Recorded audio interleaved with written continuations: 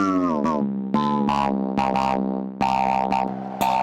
guys, this is Georgia with Ancient Aliens, and you're listening to That One Time I Was Abducted by Aliens with Jamie and Bree.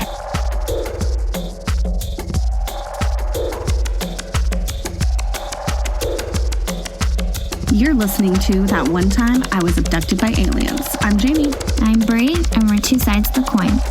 Hey guys, welcome back to another episode. How you doing today, Bree? I'm great, Jamie. How are you? I'm doing wonderful. We have such an exciting interview for you guys today. Yeah. Bree, who are we talking to? We're talking to Dr. Andrew Gallimore.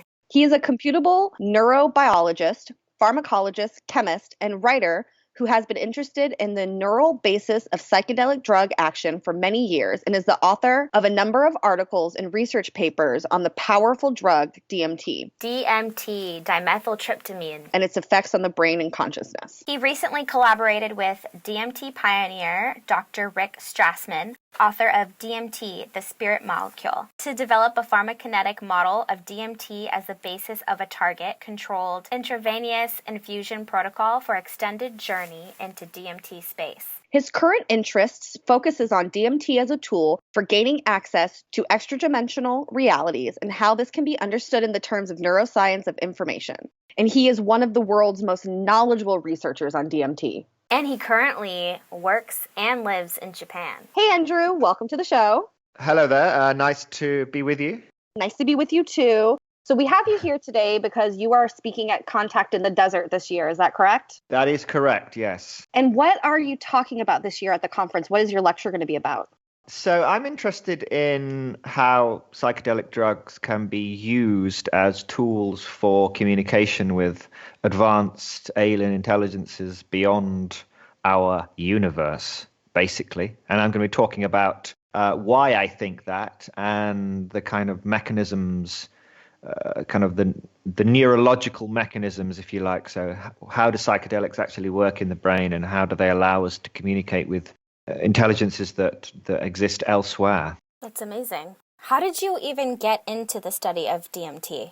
Oh, good question. Well, I've been interested in DMT since I was a teenager because I was, as I was kind of growing up and developing and maturing, so to speak, I became curious about psychedelics and everything that I was reading about them. I was kind of fascinated by their potential. I was reading a book one day, and it mentioned this curious molecule called dimethyltryptamine, DMT, that is like a very powerful psychedelic trip, but it only lasts for kind of 10 to 15 minutes. And I thought, well, that's kind of nice to be able to have an experience and not be kind of trapped in there for hours on end. It seemed like the way to go. So that was kind of the beginning, and it's kind of gone from there, really. So I started off with just a curiosity of this molecule, and then that developed into a lifelong academic and other kind of studies. So my entire kind of academic and extracurricular career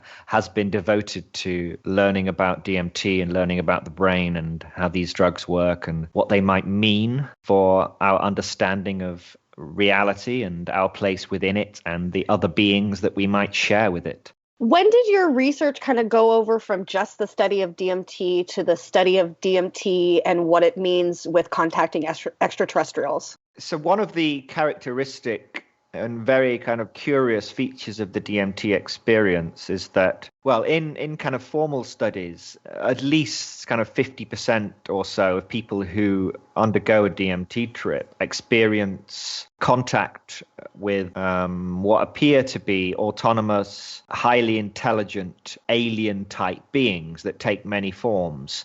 And that's really kind of fascinating for me. Why does this simple molecule that's the most common naturally occurring psychedelic, it's found in countless plant species across the globe, why does it reliably induce the appearance of these highly advanced alien intelligences? So I never made the assumption that this was just hallucination, because I think that it's actually quite difficult to explain these experiences using what we know about neuroscience and about how the brain works. So I came to the position that, well, maybe we should take these alien intelligences seriously and actually consider the possibility that they might be allowing us to communicate with alien intelligences that are far more advanced than us. And if that's true, how do we go from there? What do we do with this drug technology, this molecular technology? Can we explain how it works? Can we develop it as a technology, as a tool for establishing stable communication with these intelligences? It's a natural thing for me because these intelligences seem to be a fundamental component of the experience, that it only makes sense that you would study them. Could you see maybe other psychedelics as being stepping stones to DMT? Like DMT is the most out-of-body, reality-shifting, hallucinogenic that we have. Yeah, for sure. I think in traditional settings of indigenous tribes that use psychedelics, there is often a progression from the most mild psychedelics. So, for example, Salvia Divinorum. Now, I'm not talking about the extract that people in the West smoke, because that is fucking insane. Yeah, that's I wanted to ask you about that too, because I had a really crazy experience on that. And that kind of is what led me into looking into DMT. And I haven't been able to try it yet. But my personal experience with Salvia was so different than other people's that I know. Like, I popped in somewhere else and I was talking to beings. Yeah. And that was like one of my first encounters, I guess, with other extraterrestrial beings. And it scared the crap out of me. They were like telling me, like, your life isn't real. Like, they showed me my life in a book and was like, we watch over you guys. And I felt my physical body crumble away, and I remember like holding on to myself, like, where am I going? I just want to go back in my body. And it was like a feeling of death, like I was dying and I was going somewhere else.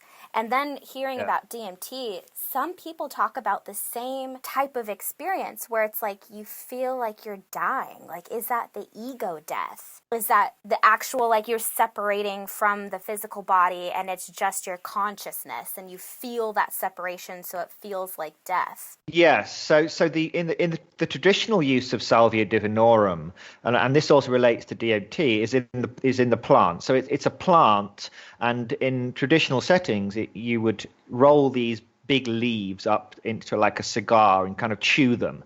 And this gives you a long-lasting, relatively mild experience. So that would be a relatively mild psychedelic. And then from there, you might move on to mushrooms. And then from mushrooms, you might then move on to ayahuasca, which contains DMT. So this would be the kind of the normal stepping stone progression. But what we're doing in the West is we're taking the active component of these plants. So in the case of Salvia Divinorum, we're extracting this extremely potent molecule called salvinorin and basically making a far more concentrated, purified form, and then smoking that. And so you're introducing very high concentrations of the drug into the brain, far higher than would be achieved with the natural setting. Now, there are people who think that's a good thing or that's a bad thing, but it is, that's the way it is. And so with Salvia Divinorum, with these highly concentrated extracts or even the purified form, you get this, as you described there, this kind of reality shifting effect where the entire structure and content of your normal waking world is instantaneously almost replaced with a bizarre, unbelievably strange and highly complex reality that's filled with intelligences. Now, what you described with Salvia is actually quite common. This sense of your entire life and your entire existence, or even the entire concept of human existence, was some kind of show, some kind of a sideshow that just ended. And basically you've been there's often a mocking sense of, we got you, your life, your entire life has been some kind of game. It's all over now and you better get used to it because your entire existence has gone forever. And there's a sense of, almost what I describe as kind of an existential absoluteness to the Salvia Divinorum experience. And it can be extremely horrifying because you often lose any sense of ever having been a human in the most intense experiences, or even the concept of what it means to be a human is gone. You find yourself in this astonishingly bizarre place, and you've no idea how you got there, and there's no possibility in your mind of ever going back because you don't know where to go back to. And with that, the disintegration of your ego, the disintegration of your sense of self, and that is, you lose all points of reference. Goodness me.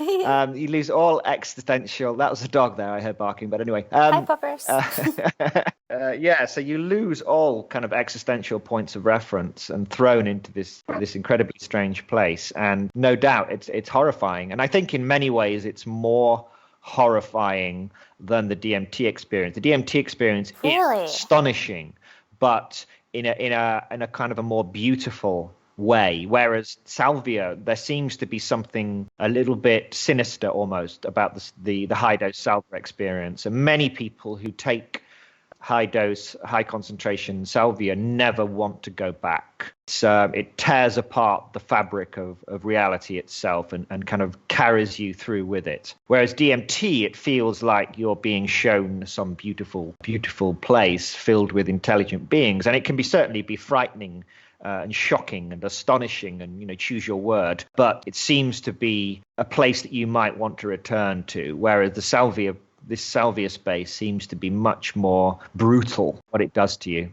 I think I had it backwards because I was absolutely terrified. I mean, it was awful. For the longest time, I was almost like depressed for after. But then years later, I had a different understanding of it. And then I'm like, I want to go back. Really? Now, that's how I feel now.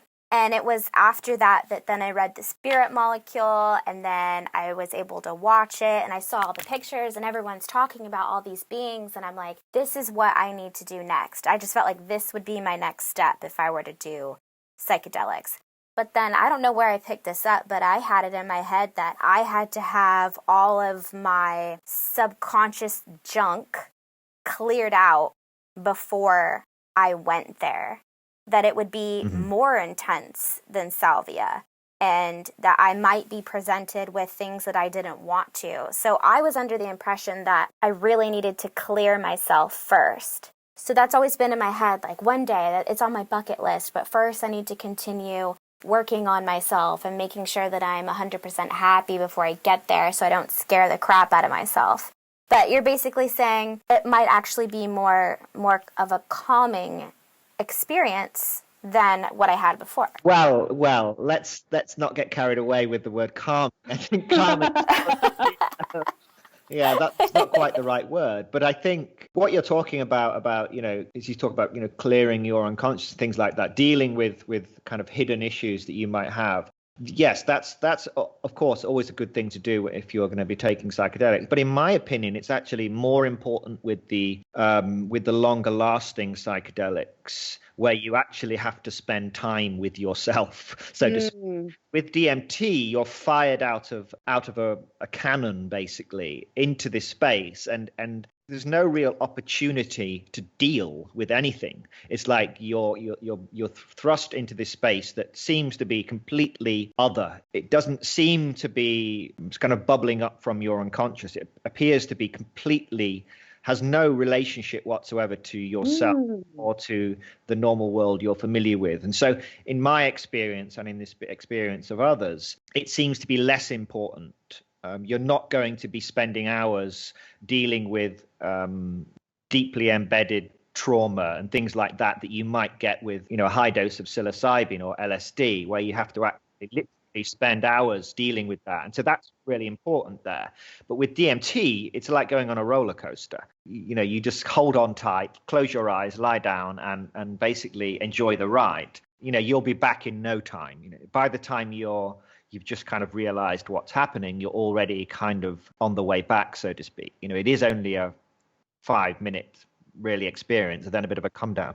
Now, when people are, having this 5-minute experience, when you're inside of it, do you kind of have like a little bit of a time dilation where it seems like you're in it for a lot longer? Or through your research, do you see that when people are having these trips, short 5-minute, say, trips, do they think only 5 minutes passed? Well, it's interesting. I think it's more, rather than time dilation, it's more like you're going to a timeless domain. It's like the whole concept of the way that time works Okay. in our reality is gone, because the way that we judge time in the normal waking world is in terms of events, things that happen.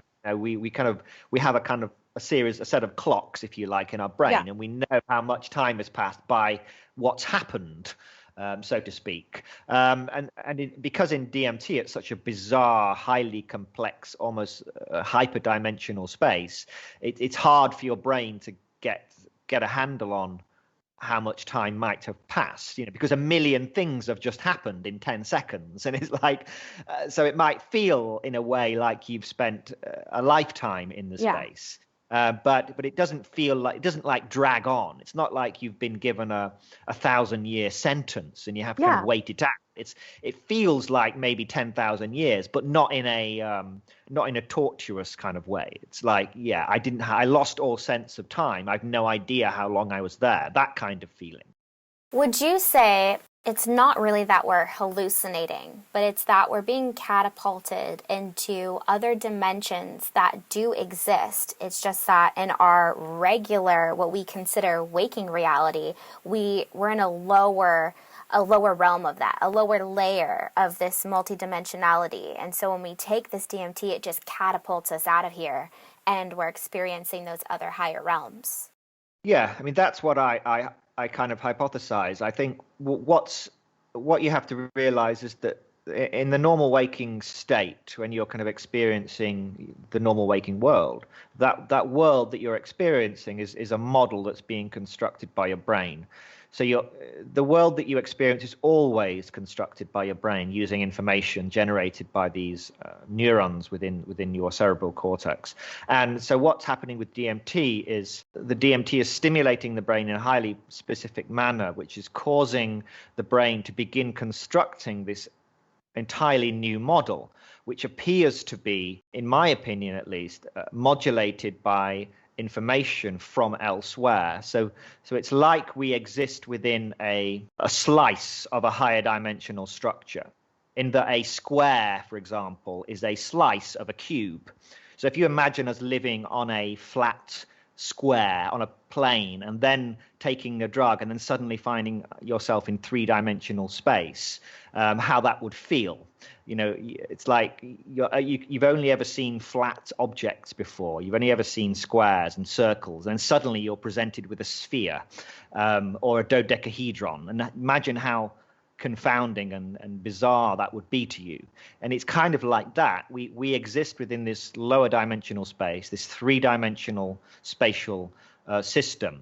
And when you take DMT, it's as if the higher dimensional structure of reality has somehow been opened up to your brain. And so you find yourself tumbling through what is often described as a 5, 6, 7, 8, 9-dimensional space. And so it seems entirely impossible for you to comprehend. This is why it's such a shocking and astonishing experience, because it's not just strange, it is actually impossible. The structures that you experience within the DMT space would be impossible to experience physically within our three-dimensional space. We could never bring a four-dimensional object into this reality because we only have 3 dimensions to play with. So you're increasing the dimensionality in some way. So it's as if we exist within this lower dimensional slice of reality, as I say, and we're kind of opening up and becoming effectively a higher dimensional structure within this higher dimensional space. I would say it seems like a real place if people seem to experience the same type of things. So can you tell us a little bit about some of the common reports that people have when they're on DMT? What are some of the things that they see, the beings that they encounter? It's wide ranging. So there are certain commonalities. There are certain kind of motifs that you experience within the DMT space.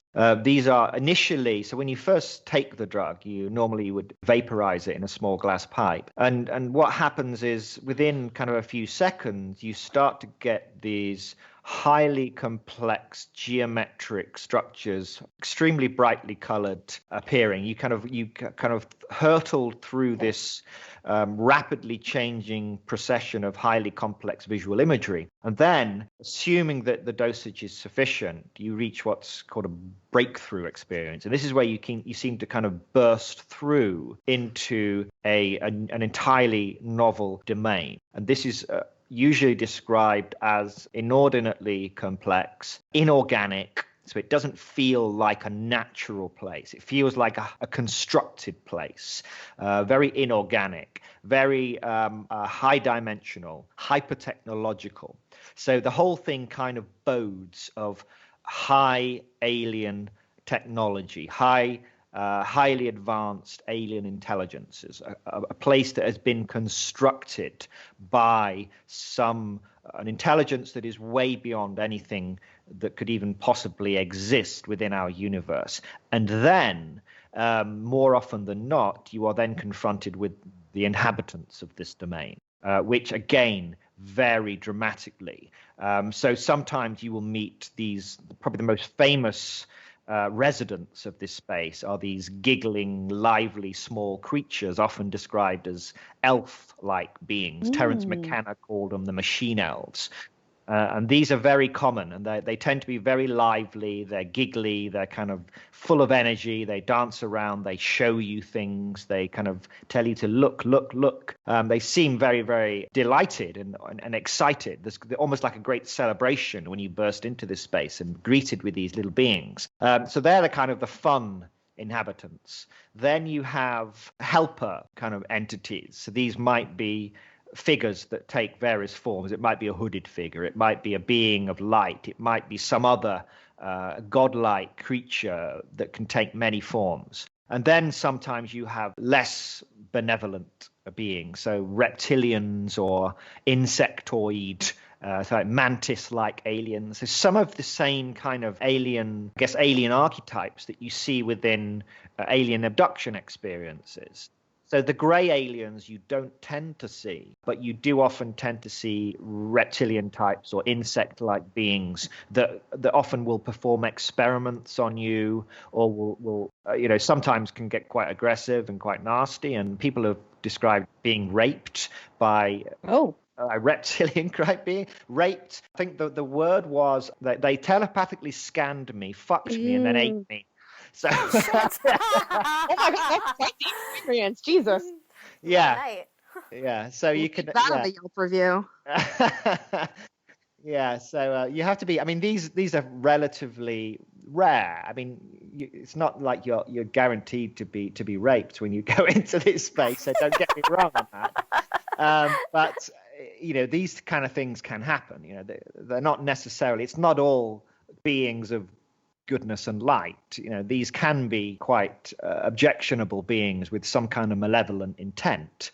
But normally, in most cases, I would say, 80-90% of the cases, these are beings that are happy to have you there in a way, and are in some way willing and eager to communicate with you and try and show you things and say, "Oh goodness me, you finally made it here. Let me show you around." So it sounds like to me, and I've never done drugs before in my life, but it sounds like to me that DMT, like if I was trying to explain it to someone, I would say that the best way I would say is like DMT is like it's a portal. It opens you to that other side. What is it? Do you think it's like you're opening up a portal when you take it? Is your brain chemistry changing? Like what is it specifically about this drug, do you think, that gets you over that hump and into those other dimensions?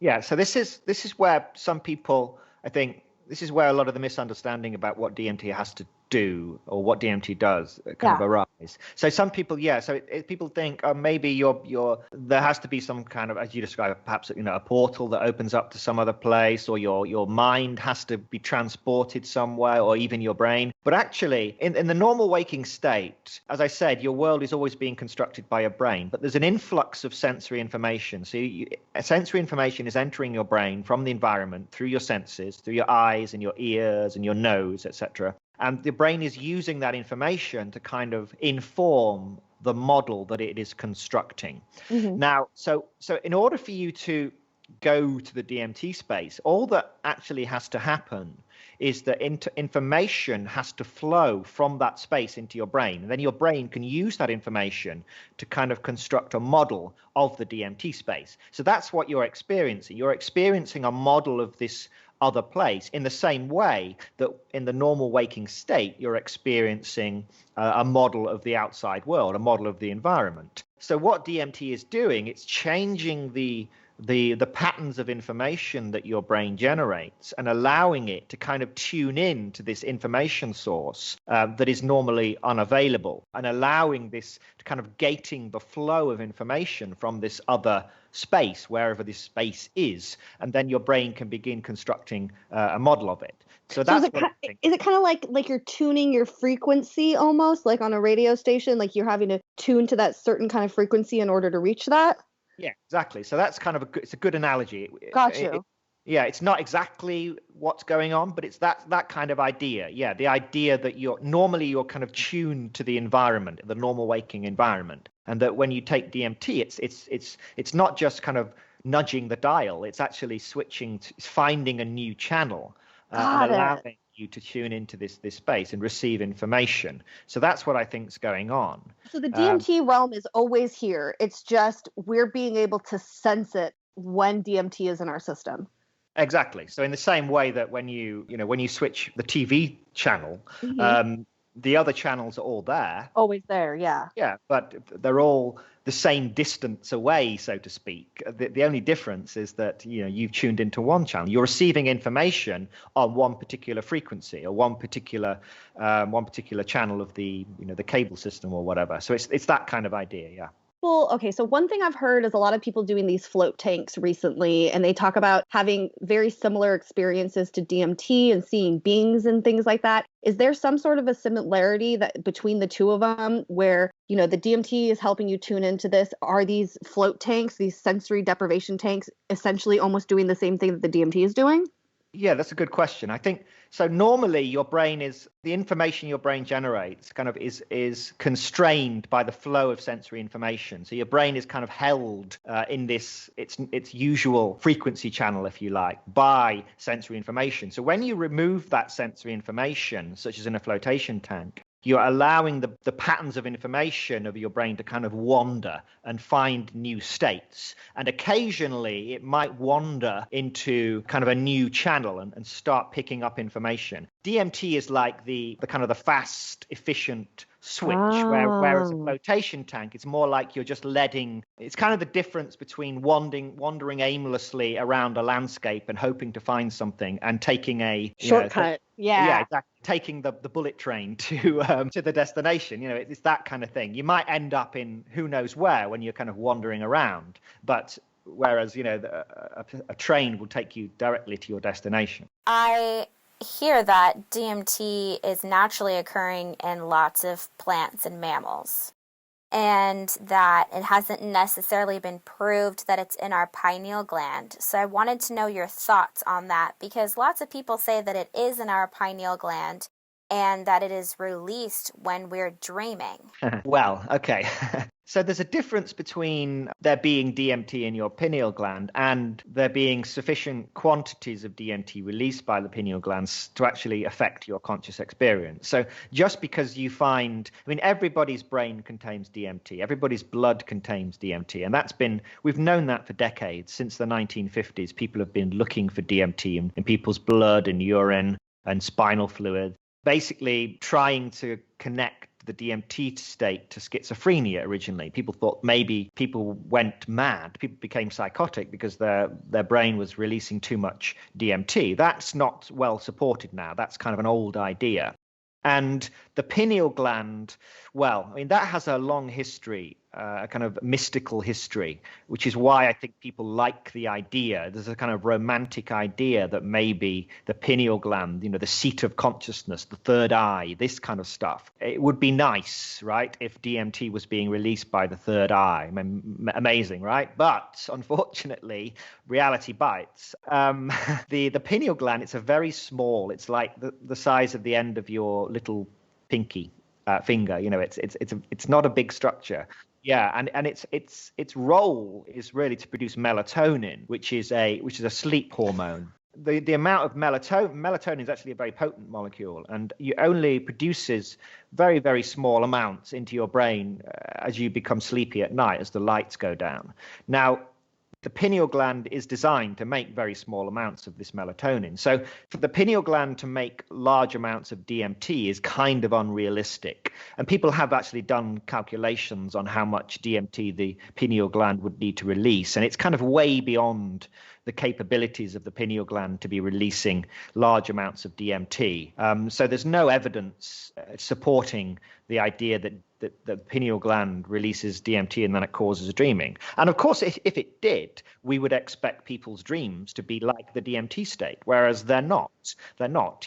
People have studied dreams for decades as well, and we know a lot about the content of dreams. We know that most of the time, not everybody, not all of the time, but most people, most of the time, have dreams that are pretty much representations of normal waking life. It seems to be, you do the same things in the dream state. Yes, things can become strange. Yes, the scenes are more likely to shift and change, but basically the dream world is very similar to the normal waking world in most respects. So there's no evidence, most people aren't regularly experiencing reptilian entities and aliens and hyperdimensional worlds, in the dream state. So it doesn't even make any sense, in my opinion, that the pineal is releasing DMT and causing dreaming at all. So all the people out there on the internet that are telling people not to use the toothpaste with fluoride because it'll calcify your pineal gland and you won't be able to release as much DMT at night,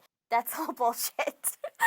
Well, you said it, but yeah, I'm not going to disagree with you there. Yeah, there's a lot of this kind of what's the word for it? Kind of woo. Woo-woo. Yeah, exactly. On the internet, and people think they've heard facts, and I see it every day almost. In these groups on Facebook, people will talk about decalcify your pineal and about opening up your pineal gland to make it release DMT.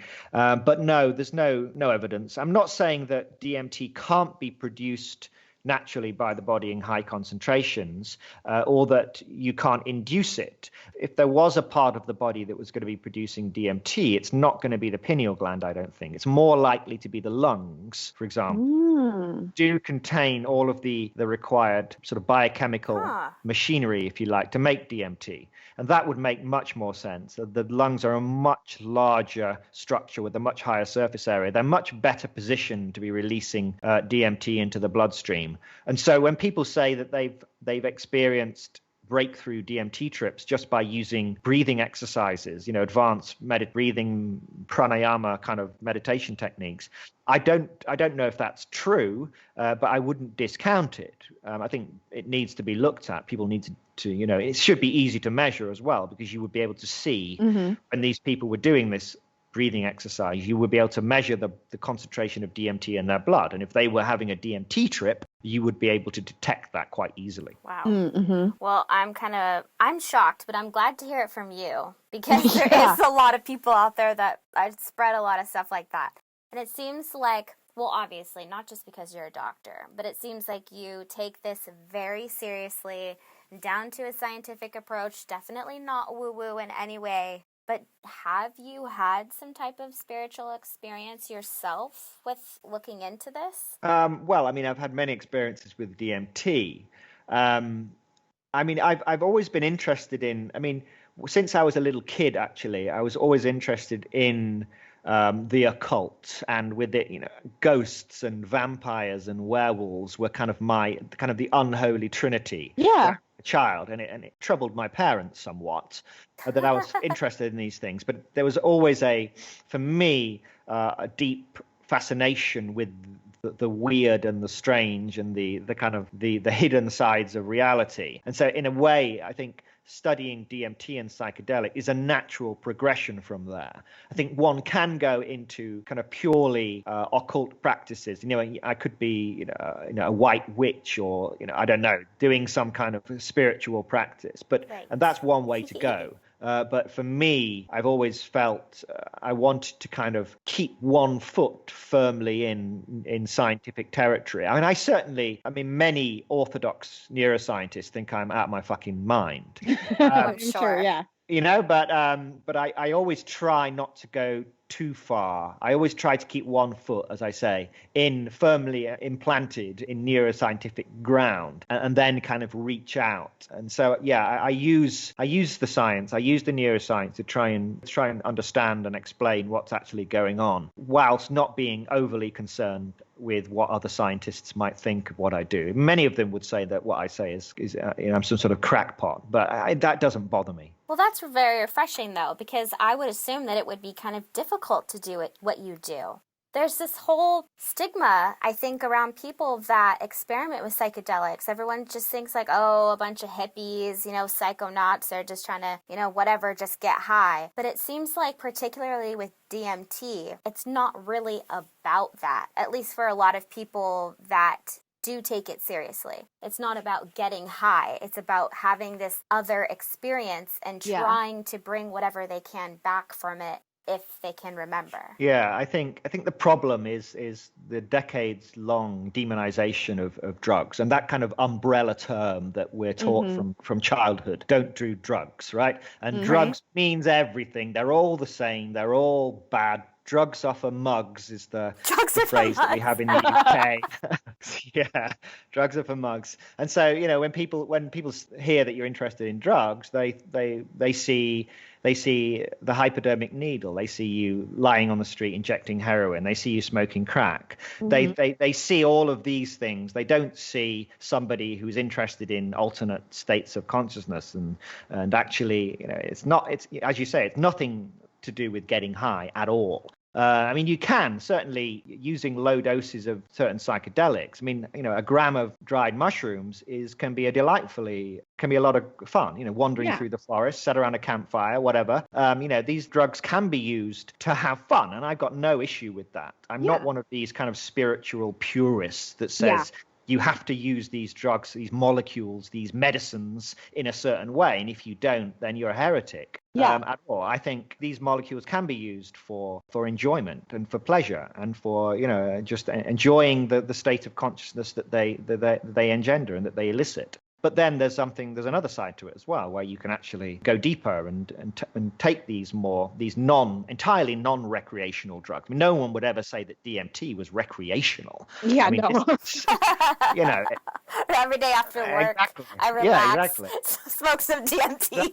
Get home at 6 o'clock in the evening, want to sit down and smoke a few pipes of DMT. I mean, some people probably do, but most that's not the idea of a good time. This is something that you do quietly and with some intent and with a relatively, with some trepidation, a trembling hand. This is, these are bizarre realms that we are kind of granted access to for reasons that we're not quite sure of. And I take them seriously. I think we should treat them with great respect and go in there with an open mind and kind of say, what can you show us? Right. Well, it seems like there is at least some shifts happening. I mean, we can see that with psilocybin, that people are taking that more seriously, that it has therapeutic uses. And I mean, I'm here in California. Oakland just legalized mushrooms. That was huge. I was so shocked. Is that what could happen in our future? We start taking these things more seriously as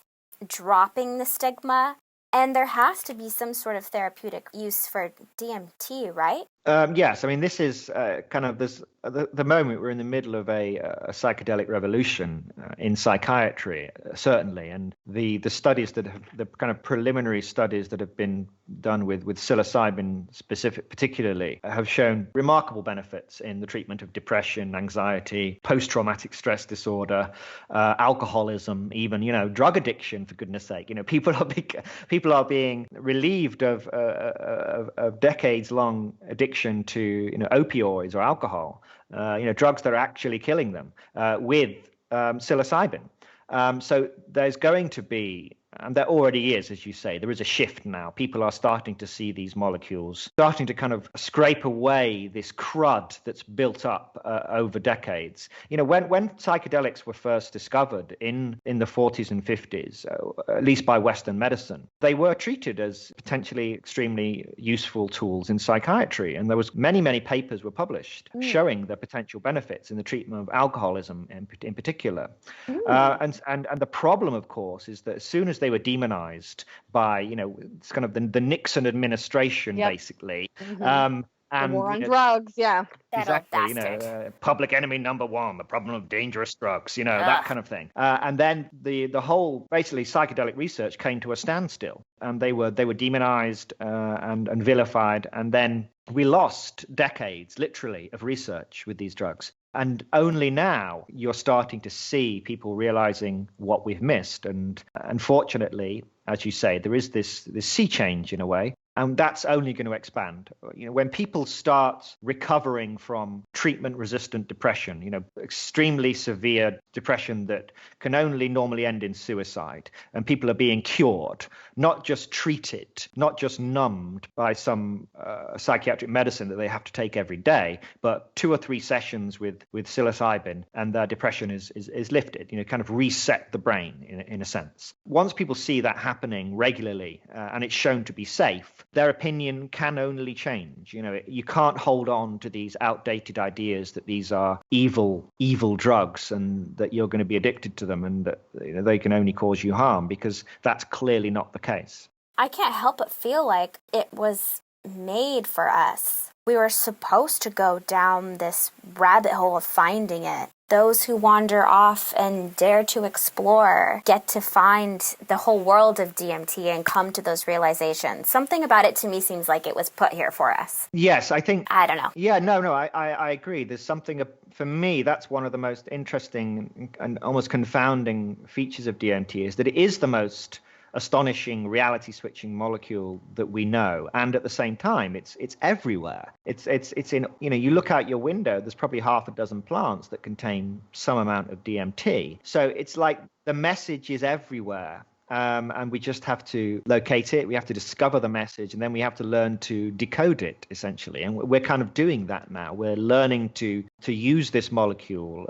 for therapeutic reasons, which are really important, but also for potentially communicating with these alien intelligences that perhaps have been waiting.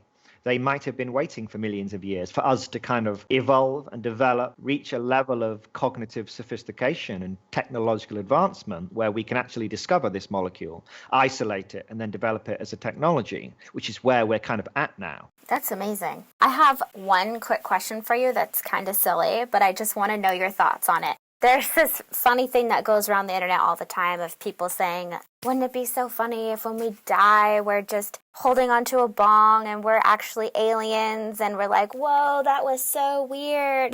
Like thinking that this was reality, but really this was like a DMT trip. And then now that we're taking DMT, we're like going back to actual reality. I know it's like crazy, but I always think, it could be possible. What are your thoughts about that? I don't think it's crazy at all. No, I don't think we have any idea of our place within the larger structure of reality. And DMT shows us that. It shows us that we are this very kind of parochial little universe that we think is the center of everything. Actually, it's a very, very small part of reality. So no, it would surprise me, but it wouldn't. But in a way, I don't discount the possibility that our entire life could be some kind of extended trip in some way. And it's weird because people often experience with high-dose DMT and even high-dose mushrooms, I've heard these kind of stories where people will take a very high dose and then kind of wake up in a pod, and then they're kind of surrounded by these alien beings and who are kind of and they kind of welcome them back. And crazy. Yeah, it's like, we've just brought you back to do some maintenance on you or something like that. And it's like, they look around and they see all these other pods with kind of beings laid down, sealed. And it's like maybe we are experiencing a kind of an entirely constructed or hallucinated or dream-like, matrix-like, that kind of idea. And that DMT is indeed showing us the way back.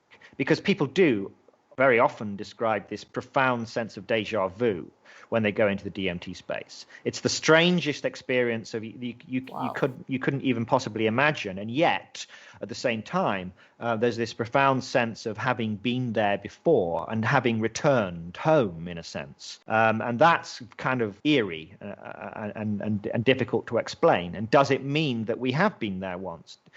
Are we kind of ferried from that place into this lower dimensional world for a few decades to kind of experience this place, and then we're kind of brought back into the larger structure of reality, which is the DMT space? I don't know. It's fun to imagine, and we can't rule anything out. Absolutely.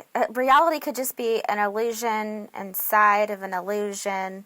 Sure. There could be a whole nother illusion on top of that. It's just like mind-bending. Yeah, exactly. Absolutely mind-bending. Well, man, it's been a pleasure to talk with you. You definitely opened up my eyes to all kinds of other layers. Now I feel like I am ready to do DMT. You'll never be ready. That's what I always tell people. And people, I like that though. Yeah. People say to me, "Well, am I ready yet?" It's like, you'll never be ready. And that's the thing. It's like, okay, have you done other psychedelics before? Yes. Then that's about as ready as you're going to get. So I'm ready. I'm experienced. Yeah, but if you've done salvia, if you've done high dose salvia, I definitely high dose and mushrooms and LSD many times. Then you're in a good place. Yeah. Awesome. I would say go for it then. Yeah. Awesome. Thank you contact so the desert much. 2022. Yes, contact the 2022. We'll wander out in the desert somewhere in between lectures. Oh, thank you so much, Andrew, for coming on the show with us. Yeah, we appreciate it. Everyone, please go check out his website, buildingalienworlds.com. He has a great book out, Alien Information Theory, Psychedelic Drug Technologies, and the Cosmic Game. You guys can get that on his website. It's also available on Amazon. Also, check him out at contactinthedesert.com. This year's virtual event, he will also be there talking about some awesome stuff.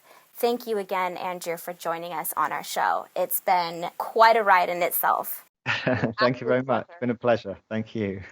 All right, Andrew, thank you so much. You have a great rest of your, day there for you. And I would say I'm about to say good night. It's 8:00 over here. I forgot. He's in the future. All righty. Okay. Bye-bye. Bye. Okay, thank you. Bye-bye.